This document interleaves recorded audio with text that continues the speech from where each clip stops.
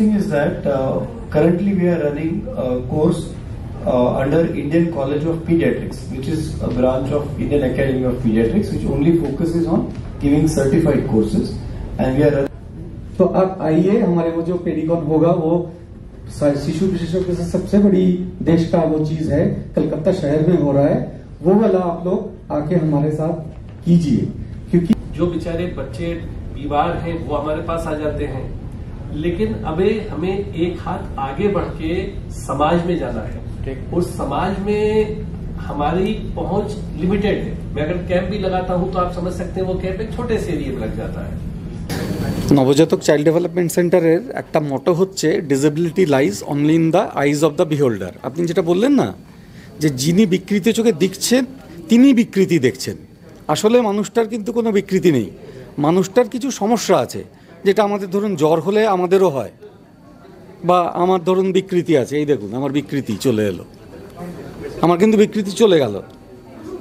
ঠিক তেমনিভাবেই আজকের দিনে অটিজমের সঠিক চিকিৎসা এসে গেছে। এটা আজকে বিগত প্রায় 10-12 বছর হলো এসে গেছে। আমরা আজও যদি সেটা না জানি, সেটা সত্যিই আমাদের মনের বিকৃতি এবং চোখের বিকৃতি, বাচ্চাগুলোর না, যারা ভাবছে তাদের। এই ভাবনাটাকে পরিবর্তন করার আমরা চেষ্টা করছি।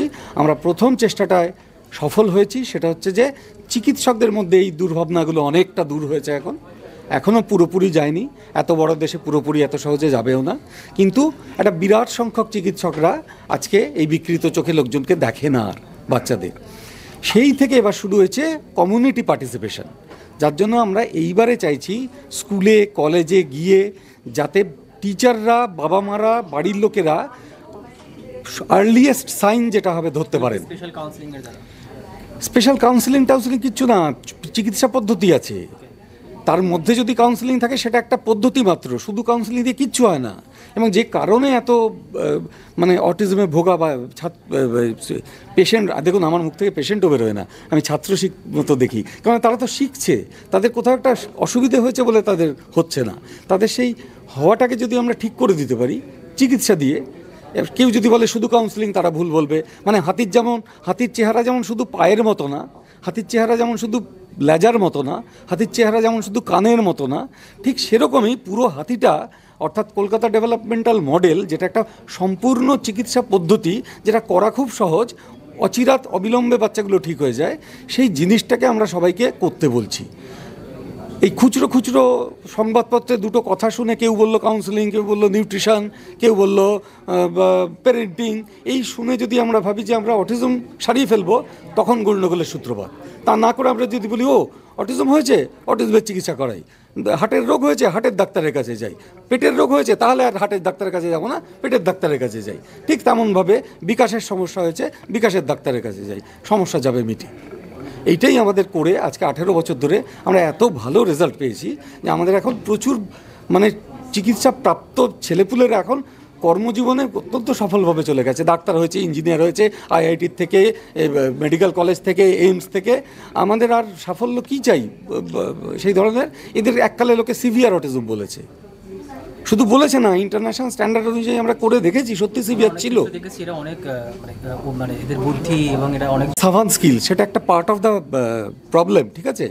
সেই সাভান্ট স্কিলটা নিয়ে মাতামাতি না করে বাচ্চাটাকে যদি হলিস্টিক ট্রিটমেন্টটা দেওয়া যায়, তাহলে সম্পূর্ণভাবে সব দিক দিয়ে বাচ্চাটা ভালো হয়ে যায়। বোঝা যাচ্ছে তো? এই যে অল্প, মানে আপনি যেমন হাতির পেটটাকে দেখেছেন, যে সাভান্ট স্কিলটা, সেই নিয়ে আমরা বলছি যে অটিজম মানেই খুব ভালো ব্যাপার, নট নেসেসারিলি।